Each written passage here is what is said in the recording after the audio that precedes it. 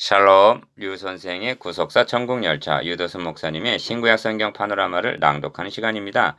지금은 로마서 파노라마 121번째 시간, 셋째 단원 11장 13절에서 24절, 하나님의 인자와 어미, 121번째 소제목, 이방인인 너희에게 말하노라. 내가 이방인인 너희에게 말하노라. 내가 이방인의 사도인 만큼 내 직분을 영광스럽게 여기노니 이는 곧 내 고력을 아무쪼록 시기케 하여 저희 중에서 얼마를 구원하려 함이라. 저희를 버리는 것이 세상의 화목이 되거든 그 받아들이는 것이 죽은 자 가운데서 사는 것이 아니면 무엇이리요. 제사하는 처음 익은 곡식가루가 거룩한즉 떡덩이도 그러하고 뿌리가 거룩한즉 가지도 그러하니라. 또한 가지 얼마가 꺾였는데 돌 감람나무인 너가 그들 중에 젖붙임이 되어 참 감람나무 뿌리의 진액을 함께 받는 자 되었은즉 그 가지들을 향하여 자긍하지 말라. 자긍할지라도 너가 뿌리를 보존하는 것이 아니요 뿌리가 너를 보존하는 것이니라. 그러면 너의 말이 가지들이 꺾이운 것은 나로 젖붙임을 받게 하려 함이라 하리니 옳도다. 저희는 믿지 아니함으로 꺾이우고 너는 믿음으로 섰느니라. 높은 마음을 품지 말고 두려워하라. 하나님이 원 가지들도 아끼지 아니하셨은즉 너도 아끼지 아니하시리라. 그러므로 하나님의 인자와 어미를 보라. 넘어지는 자들에게는 어미가 있으니 너희가 만일 하나님의 인자에 거하면 그 인자가 너희에게 있으리라. 그렇지 아니하면 너도 찍히는 바 되리라. 저희도 믿지 아니하는데 거하지 아니하면 젖붙임을 얻으리니 이는 저희를 젖붙이실 능력이 하나님께 있음이라. 너가 원 돌 감람나무의 찍힘을 받고 본성을 거스려 좋은 감람나무의 젖붙임을 얻었은즉 원 가지인 이 사람들이 얼마나 더 자기 감람나무의 젖붙임을 얻으랴. 본문은 내가 이방인인 너에게 말하노니 하고 13절 상반절 시작이 됩니다. 그러므로 본문단은 유대인의 구원 문제를 다루다가 이방인의 사도온 바울이 구원 얻은 이방인들에게 하는 경계의 말씀입니다. 유대인은 버림을 당하고 이방인들이 구원을 얻었으나 그 구원의 뿌리가 어디로 말미암았는가를 설명하므로 높은 마음을 품지 말고 도리어 두려워하라. 하나님이 원 가지들도 아끼지 아니하셨은즉 너도 아끼지 아니하시리라 하고 20절에서 21절 경고하고 있는 것입니다. 1. 내가 이방인인 너에게 말하노라 하고 시작합니다. 13절 상반절 기어 사도는 10장 1절에서 형제들아 하고 부르고 25절에서도 형제들아 합니다. 그런데 이방인인 너희라는 표현은 애정을 나타내는 말이 아니라 냉정해지고 거리감을 느끼게 하는 표현임에 틀림없습니다. 니은 우리가 주 안에서는 형제이나 혈통을 말한다면 나는 유대인이고 너희는 이방인이 아니냐는 뜻이 들어있습니다. 그리고 너희 이방인들이 받은 구원의 근원을 이렇게 보면 그 뿌리가 선민 이스라엘에서 비롯되었다는 점을 말씀하려는 것입니다. 2. 내가 이방인의 사도인 만큼 내 직분을 영광스럽게 여기노니 합니다. 13절 기어 이방인의 사도라는 직분 때문에 바울은 참으로 형용할 수 없는 많은 고난을 받았습니다. 그럼에도 불구하고 영광스럽게 영광스럽게 여긴다 하고 말씀하는 것은 하나님의 뜻과 섭리를 깨달았기 때문에 가능한 말입니다. 첫째로 자신은 동족 유대인의 구원 문제에 대해 포기하거나 단념한 것이 아니오 이방인을 전담으로 내 고력을 아무쪼록 시기케 하여 저희 중에 얼마를 구원하려는 욕망이 있기 때문이라는 것입니다. 14절 둘째로 하나님의 뜻은 유대인의 벽을 넘어 저 예수 그리스도로 말미암아 우리 둘이 유대인과 이방인이 한 성령 안에서 아버지께 나아감을 얻게 하려 하심임을 깨달았기 때문입니다. 에베소서 2장 18절 셋째로 그리하여 하늘에 있는 것이나 땅에 있는 것이 다 그리스도 안에서 통일되게 하려 하심이라 한 에베소서 1장 10절 우주적인 기회를 바라보았기 때문입니다. 그래서 자기 직분을 영광스럽게 생각한다는 것입니다. 3.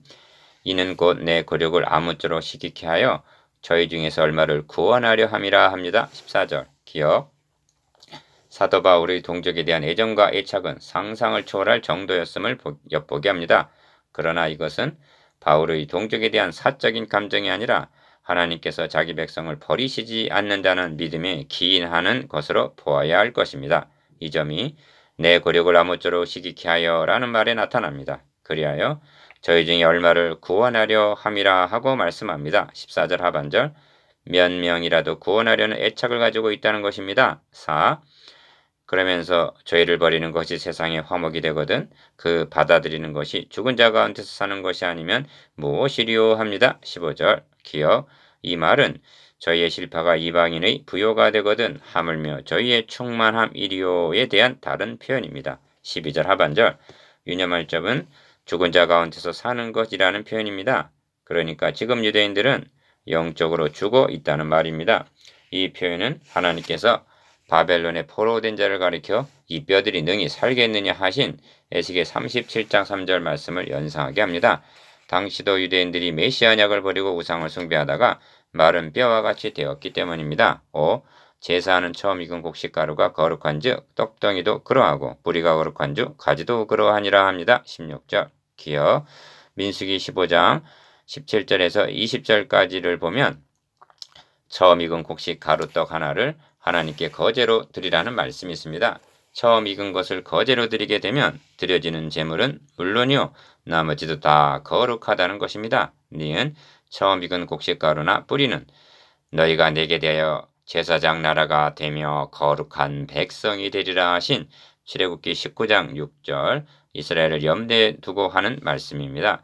그리고 이스라엘이 선민이 될 수 있었던 것은 족장들 곧 아브라함, 이삭, 야곱이 택함을 받아 처음 익은 곡식처럼 하나님께 드려졌기 때문에 그 후손들인 이스라엘도 거룩하다는 원리를 펴고 있는 것입니다. 이유 또한 가지 얼마가 꺾여졌는데 돌감나무인 너가 그들 중에 접붙임이 되어 장감람나무 뿌리의 진액을 함께 받는 자 되었은즉 합니다. 17절 기억 이 비유를 통해서 말씀하려는 바는 첫째로 그 가지들을 향하여 자긍하지 말라 자긍할지라도 너가 뿌리를 보존하는 것이 아니요 뿌리가 너를 보존하는 것이니라 하는 18절 정체성에 대한 경계입니다. 니은 자긍이란 우월감에 사로잡혀 우쭐대거나 무슨 공로라도 있는 양 자랑하는 것을 의미합니다.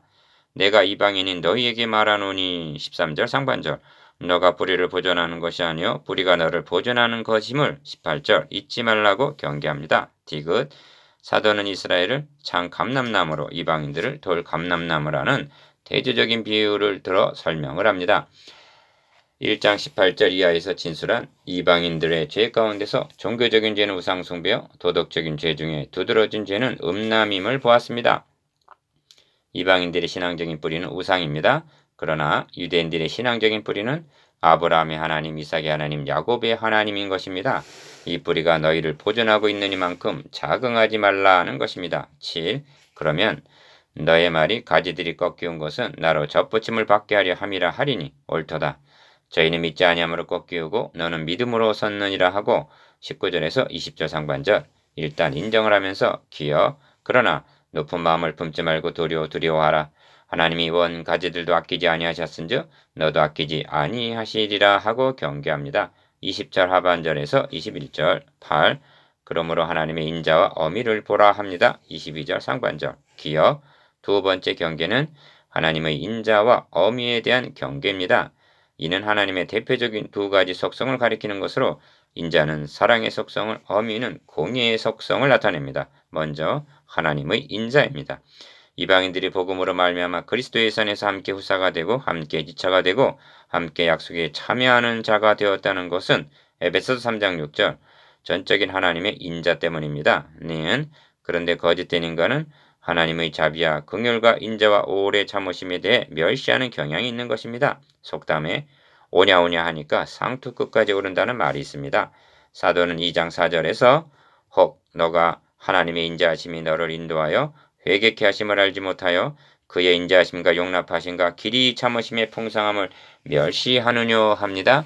시편 50편 21절에서는 너가 이 일을 행하여도 내가 잠잠하였더니 너가 나를 너와 같은 줄로 생각하였도다 하고 말씀합니다. 디귿 다음은 하나님의 어미인데 어느 시대를 막론하고 사악한 인간은 하나님의 어미에 대해서는 더욱 멸시하는 경향이 있습니다. 오늘날 하나님의 어미에 대한 설교를 들을 수 있단 말인가? 사도는 고린도후서 5장 11절에서 우리가 주의 두려우심을 알므로 사람을 권하노니 합니다. 히브리서 기자는 살아계신 하나님의 손에 빠져 들어가는 것이 무서울진저 합니다. 히브리서 10장 31절 이를 아랫게 사도는 높은 마음을 품지 말고 도리어 두려워하라 하는 것입니다. 20절. 9. 넘어지는 자들에게는 어미가 있으니 너희가 만일 하나님의 인자에 거하면 그 인자가 너희에게 있으리라. 그렇지 않으면 너도 찍히는 바 되리라 하고 경고합니다. 22절 하반절에서 23절. 기억. 저희 유대인도 믿지 아니하는 데 거하지 아니하면 접붙임을 얻으리니 이는 저희를 접붙이실 능력이 하나님께 있음이라. 너가 원 돌 감람나무에서 찍힘을 받고 본성을 거스려 좋은 감람나무에 접붙임을 얻었은즉 원 가지인 이 사람들이야 얼마나 더 자기 감람나무에 접붙이심을 얻으려 합니다. 23절에서 24절. 니은 사도는 끝까지 원 가지라 한 이스라엘에 대한 희망을 버리지 않고 있습니다. 저희를 접붙이실 능력이 하나님께 있음을 23절 바울은 믿었습니다.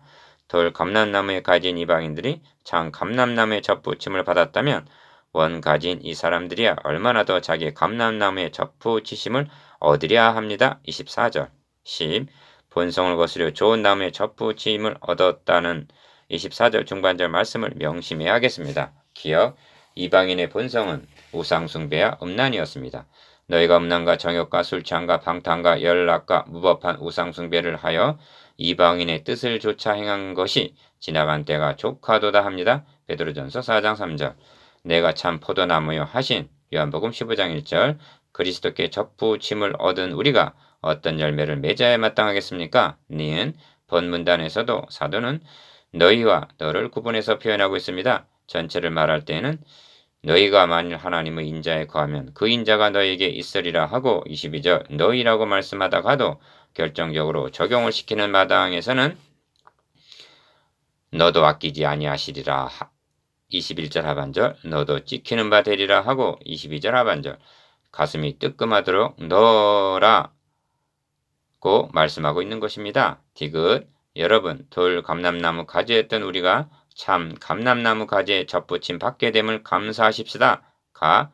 결코 자긍하지 맙시다. 18절. 나. 높은 마음을 품지 맙시다. 20절. 다. 하나님의 인자와 함께 어미하심도 잊지 마십시다. 리을. 여러분의 가정에 믿음의 뿌리는 누구입니까? 우리의 가정도 믿음의 뿌리가 있는 가문이 되어야겠다는 깨달음이 더욱 절실해집니다. 묵상해 봅시다. 1. 이방인의 구원의 뿌리가 어디에 있습니까? 16절. 2. 감람나무 비유를 통해 우리에게 주는 두 가지 교훈은 무엇입니까? 18절, 22절. 3. 본성을 거스려 좋은 감람나무에 접붙임을 얻은 우리는 24절 어떤 열매를 맺어야 마땅합니까?